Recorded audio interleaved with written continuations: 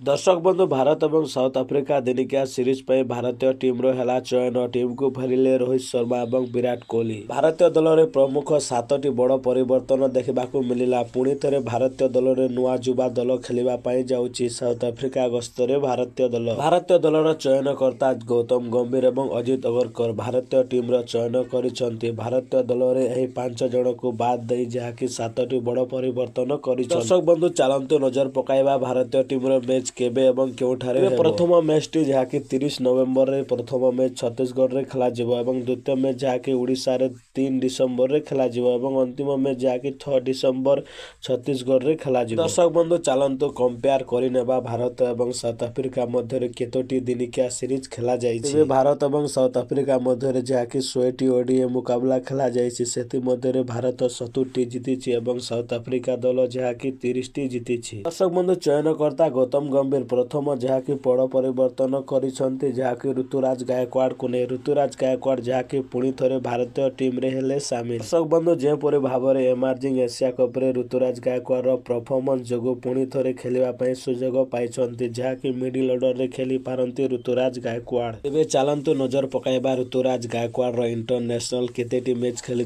ऋतुराज गायकवाड़ जहाँकि एबे पर्यंत 10टी इंटरनेशनल मैच खेली सेति मध्य 400 रन संग्रह करिसंती एवं 2टी हाफ सेंचुरी मध्य मारिसंती एवं गोटिए शतक। यहाँ पर द्वितीय बड़ खबर होची जहाँकि दर्शक बंधु रिंकू सिंह को नहीं। पुणी थे रिंकू सिंह को जहाँकि दिनिकिया सीरीज ऑस्ट्रेलिया गस्तर भल परफॉर्मेंस करने जो पुणी थे रिंकू सिंह को सामिल कले। रिंकू सिंह जहाँकि अंतर्जातीय क्रिकेट ओडीआई फॉर्मेट रे मात्र 10टी मैच खेली 10टी मैच रे रिंकू सिंह 4टी हाफ सेंचुरी करिसंती एवं गोटिए शतक मध्य। दर्शक बंधु तृतीय बड़ खबर होची जहाँकि शुभमन गिल को नहीं। शुभमन गिल जहाँकि साउथ आफ्रिका गस्त प्रथम टेस्ट रु आघात होगा जो पुणी थे ओडीआई सीरीज रे विश्राम नेबाई जाउछंती शुभमन गिल। चतुर्थ बड़ खबर रही दर्शक बंधु जहाँकि के राहुल को नहीं। के राहुल जहाँकि भारतीय टीम रे नुआ अधिनायक रहिबे। शुभमन गिल आघात होगा जो पुणी थे ओडीआई सीरीज रे कप्तानी जिम्मेदारी करेंगे के राहुल। तेज दर्शक बंधु यहाँ पर रोचे पंचम खबरटी होची जहाँकि ऋषभ पंत को नहीं। दर्शक बंधु ऋषभ पंत पुणी थे जहाँकि टीम इंडिया रे जर्सी रे खेलवाई जाउछंती ओडीआई सीरीज। दर्शक बंधु साउथ आफ्रिका गस्तर ऋषभ पंत जहाँकि विकेट कीपर रो भूमिका निभाइबे। ऋषभ पंत जदि रेकर्ड का विषय कहबा ऋषभ पंत जहाँकि एबे पर्यंत 60टी दिनिकिया मैच खेली।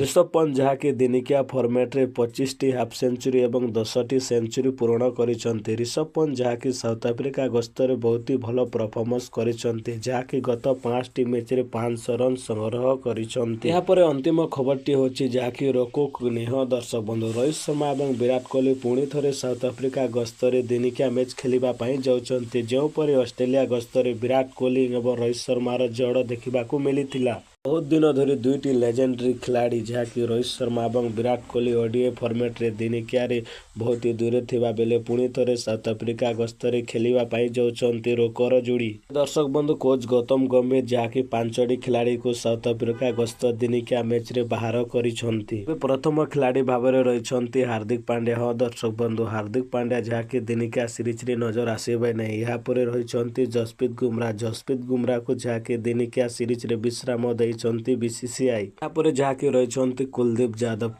यादव को भी पुणी थे बीसीसीआई विश्राम देछंती। यहाँ पर जहाँकि शुभमन गिल को मध्य जहाँकि ओडीआई सीरीज रु बाहर हेबाकु पड़िछे। यहाँ पर जहाँकि श्रेयस अय्यर को मध्य बाहर हेबाकु पड़िछे दिनिकिया सीरीज रु। दर्शक बंधु भारत और साउथ आफ्रिका दिनिकिया सीरीज पे बीसीसीआई घोषणा कला भारतीय टीम जहाँकि यही टीम रे रहिले भारतीय टीम रो स्टार खिलाड़ी। तेज चलतु नजर पकाइबा क्यों खिलाड़ी को सुजोग मिलला खेलिबा। दर्शक बंधु भारतीय टीम रो ओपनिंग कथा कहबाक गले रोहित शर्मा यशस्वी जायसवाल और अभिषेक शर्मा को सुजोग मिली साउथ आफ्रिका गस्तर खेलवाई। यहाँ पर मिडिल ऑर्डर कथा कहबाक गले पुणी थे विराट कोहली ऋतुराज गायकवाड़ और तिलक वर्मा और रिंकू सिंह और शिवम दुबे को सुजोग मिली खेलवाई। यदि आम अलराउंडर कथा कहबाक गले पुणी थे वेटिंग सुंदर रवींद्र जाडेजा और अक्षर पटेल और नीतीश कुमार रेड्डी को पुणी थे खेलवाई सुजोग मिली।